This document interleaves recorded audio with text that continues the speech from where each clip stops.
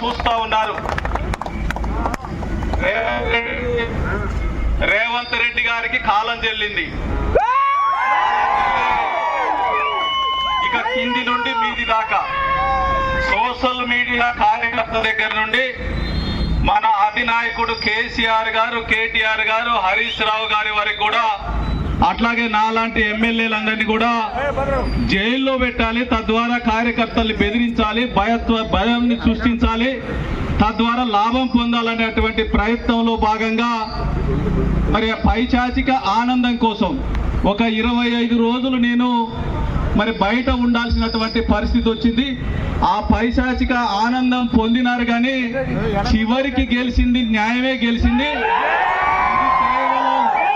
ఇది కేవలం హింట్ మాత్రమే, హెచ్చరిక మాత్రమే.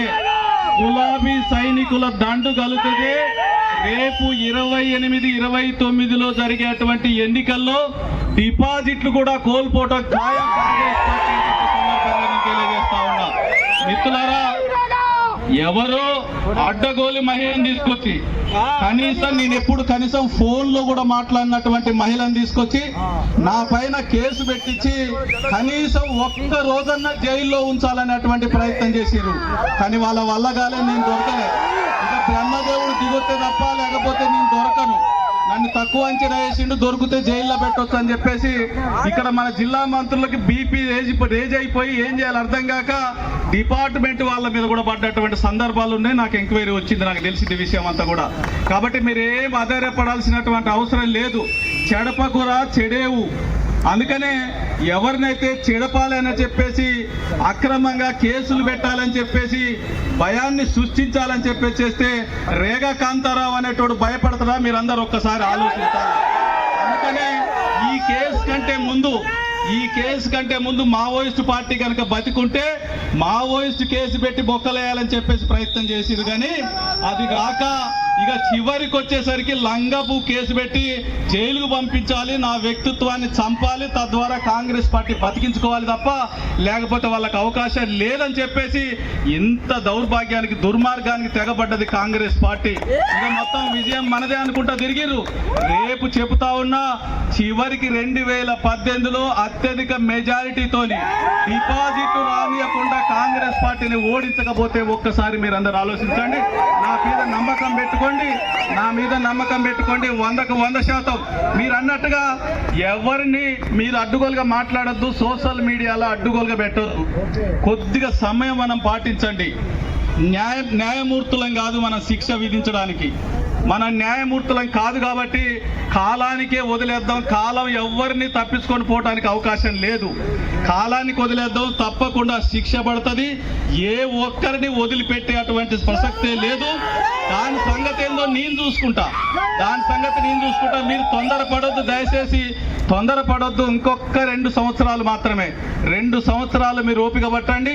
జనవరి నుండి కథ చెప్తా, నేను రంగంలో దిగుతా. జనవరి నుండి ఈ 4 నెలలు మనకి పార్టీ నిర్మాణం చేసుకుందాం. సైనికులు లాంటి కార్యకర్తల్ని రంగంలోకి దించుదాం. ఎట్టి పరిస్థితుల్లో వదిలిపెట్టే ప్రసక్తే లేదు. శంకరగిరి మాన్యాలు పట్టేంత వరకు ఎవరైతే అధికారులు పబ్బం గడుపుకోవడానికి యాక్టింగ్ చేసే అధికారులు కావచ్చు, అట్లాగే మన పైన కంప్లైంట్లు ఇచ్చి భయత్వాతాన్ని సృష్టించాలి కాంగ్రెస్ కార్యకర్తలు ఎవరైతే ఉన్నారో వాళ్ళ సంగతి కూడా నేను చూసుకుంటా. మీరేం అడ్డుగోలుగా మాట్లాడొద్దు. ఎందుకురా నాయన రేగా కాంతారావు జోలికి పోయినాం ఇయ్యాలని చెప్పేసి జీవితాంతం బాధపడే విధంగా సంగతి ఏదో నేను చూసుకుంటా. మీరు ఎవ్వరు ఆధారపడాల్సినటువంటి అవసరం లేదు. మీ రేగా కాంతారావు అనేటోడు క్రమశిక్షణ కలిగినటువంటి కేసీఆర్ గారి శిష్యుడు, ఎటువంటి తప్పులు చేయడు. ఒక్కసారి మీరందరూ కూడా గుండె మీద చేసుకొని ఇక్కడ అరిస్తే అక్కడ రేవంత్ రెడ్డి లండన్ నుండి తిరిగి వచ్చిండు. అడావుడిగా ఏమవుతుందో ఈ రాష్ట్రంలో ఉంటుందో పోతో గవర్నమెంట్ తిరిగి వచ్చిండు. కుర్చీ మీదకే ఎగిరి పడాలి. రేగా కాంతారావు కోసం పోయినసారి వచ్చి ఇక్కడ ఎన్నికల ముందు వచ్చిండు. 2 రోజులు పడుకుంటే కూడా ఒక్కడు రాలే, ఇంతమంది కూడా రాలే. లాస్ట్కి వస్తారు అంబేద్కర్ సెంటర్కి వచ్చి రేగా కాంతారావుని గుడ్డలూడ తీస్తా అన్నాడు కదా. రేపు మిమ్మల్ని గుడ్డలూడ తీసి 4.5 కోట్ల ప్రజానికం తన్నడానికి సమయం ఆసన్నమైందని చెప్పేసి ఈ సందర్భంగా నేను తెలియజేస్తా ఉన్నా. మీరు ఎవరు భయపడాల్సినటువంటి అవసరం లేదు. ఇదే ఊపుతో ముందుకు పోదాం. మీ రేగా కాంతారావు అనేటువంటి తప్పు చేయలేదు కాబట్టి అక్కడ మనం నిరూపించుకున్నాం న్యాయస్థానంలో. ఫస్ట్ డేనే ఇటువంటి ఎఫ్ఐఆర్ మీద ఛాలెంజ్ చేసినటువంటి మొగోడు రేగా కాంతారావు కాబట్టి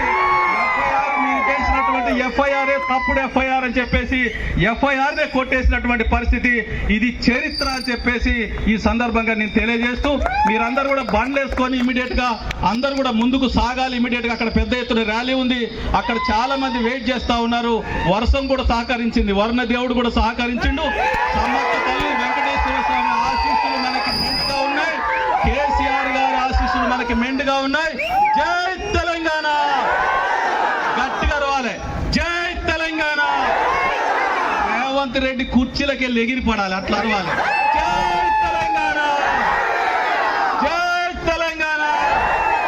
కేసీఆర్ గారి నాయకత్వం, కేసీఆర్ గారి నాయకత్వం. జై తెలంగాణ, జై తెలంగాణ. ముందుకు సాగండి, అందరూ కూడా ముందుకు సాగాలి.